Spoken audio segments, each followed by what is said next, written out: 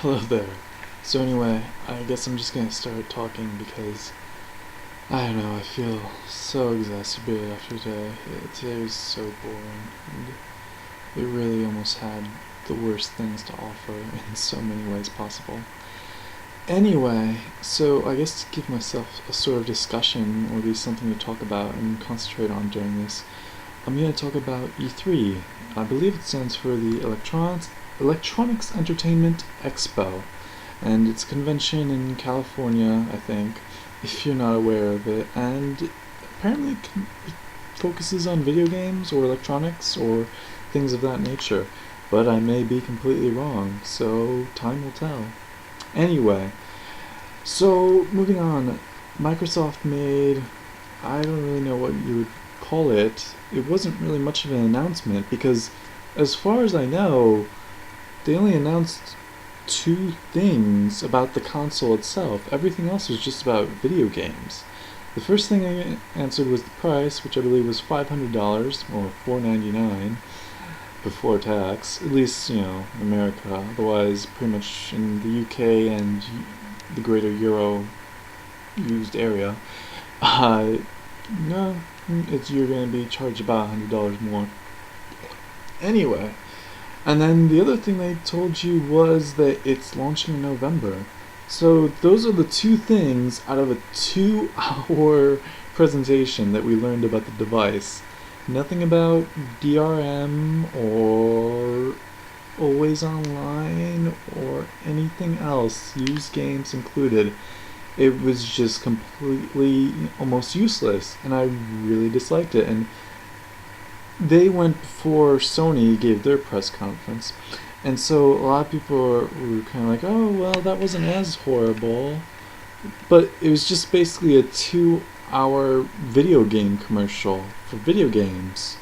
And some of them will be exclusive to the Xbox, and I believe most of them weren't, because I believe they showed about 20 games during the whole presentation, and only 9 of them were exclusives. So that would just make it a 2-hour long commercial, which, I mean, of course, with it being a presentation, it's already a 2-hour long commercial for the Xbox itself. But, the point of it being a presentation is you're supposed to get some kind of information out of it, such as text and specs and all the other nice stuff that most people don't understand, like RAM, random access memory. What does it do? Does it make your computer faster? Maybe. But no, I mean, yeah, didn't really learn anything new about it. Just the price and the month it'll come out in, and then the next day it released, the countries and such, and people were kind of making a big brouhaha about how The Witcher 3 was shown on it, but The Witcher 3 trailer was also shown in the Sony or PlayStation announcement. So it's like, what does it matter? It's going to be multi-platform anyway. It's going to be on Windows computers. So I mean, it doesn't really matter in that sense, at least in my opinion. But anyway, yeah, moving on. So, in my opinion, like, why was it so long? Because really, it could have just been 10 minutes long, and you would have gotten out the same amount of information out of it. So that's, one thing that kind of bothered me about it. But no one's really questioning it, because if they're a news source, of course they don't question it, because then how would they get access to those wonderful Microsoft interviews? And then, of course, came EA and Ubisoft, and they were both like blah. I mean, again, I believe both of their presentations were both 1 hour each. And again, they're just 1 hour commercials for video games. Like, that's all. I did actually catch a couple of minutes. I mostly tuned out of the EA thing because it was a lot of sports and things I didn't care about. I was really sad that I missed the Mirror's Edge 2 announcement, although I believe it's going to be called Mirror's Edge, so they're just rebooting the series. And I believe it's also supposed to be a prequel. Now I know, because of Star Wars, to go off on a tangent here, a lot of people don't like prequels because the Star Wars prequels kind of have a bad taste in everyone's mouth and things like that. But, I think it's kind of a shame that prequels aren't really used more. I mean, granted, if you're making a prequel, it probably doesn't need to be connected to a sequel of any kind of story. But I mean, I just think there is room for creative use of a prequel. But of course, if you have a successful enough franchise where you can make the original and that you can make probably a sequel, because sequels usually become before the prequels, then you probably don't really need to justify it in that sense. You could just tag it on as a fourth sequel and so on and so forth. But like, that was my kind of point, is that like it doesn't really like matter at all and such. It's just kind of like useless and all that sort of such stuff. And I think it's a shame that people don't give prequels a chance. I mean, I'm part of that problem. I don't really give prequels a chance, but I don't really go see movies that often anymore because most of them are crap. So that's a downer. Anyway, getting back to Mirror's Edge, I was sad I missed the announcement, but whatever. Apparently, everything that was announced about it was just a trailer, and the trailer looks just like the game from 2008, which is a good thing because I like the game from 2008. And you know what? I hope it's half as long. I would not be sad with a 2-hour long Mirror's Edge experience, but I hope it's like $20, so that way it can actually be financially viable, and that way we can get a Mirror's Edge 2 or 3. I don't know how they're going to number it. So there's that going on.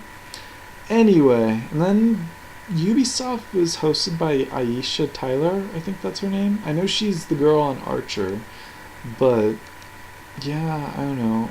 I did watch a couple episodes of Archer with my friend once, and the only thing I can really remember about the character that she plays on that show is that the character is very interested in interracial pornography while having sex. And it doesn't really play out in any meaningful way. It's just there to make the character weird, which kind of bothers me in that sense, but it's like, whatever. Comedy now is not a joke, as in there's a setup and a premise and then a payoff. It's now just, hey, guess what? I just pooped my pants because that person pooped their pants, and that person is Barack Obama.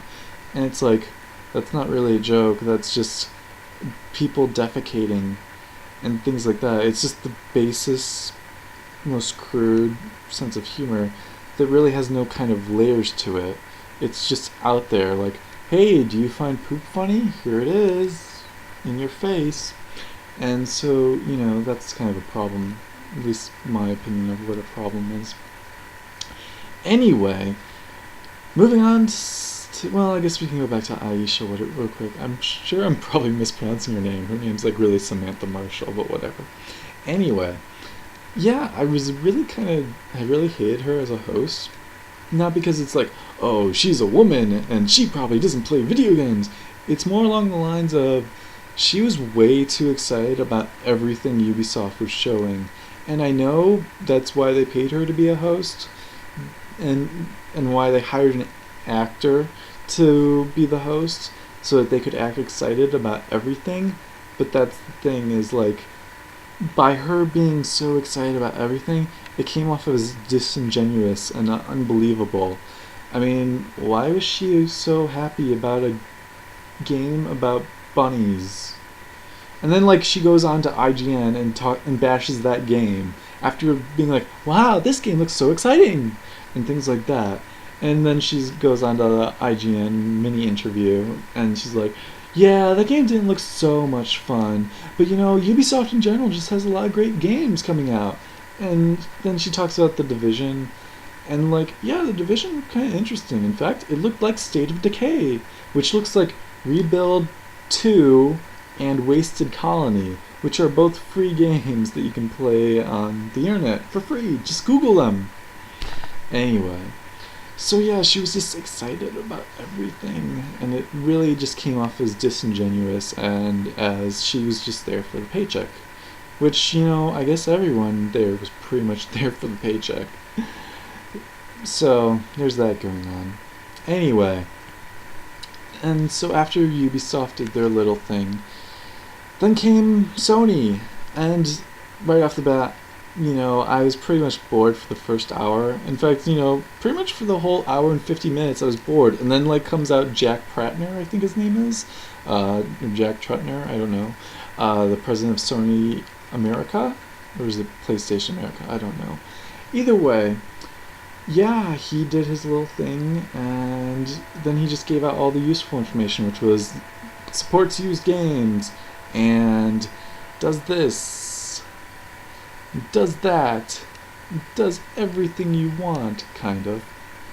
But no, no online connection, supports used games. And then the crowd went wild, and people started chanting Sony, Sony, Sony.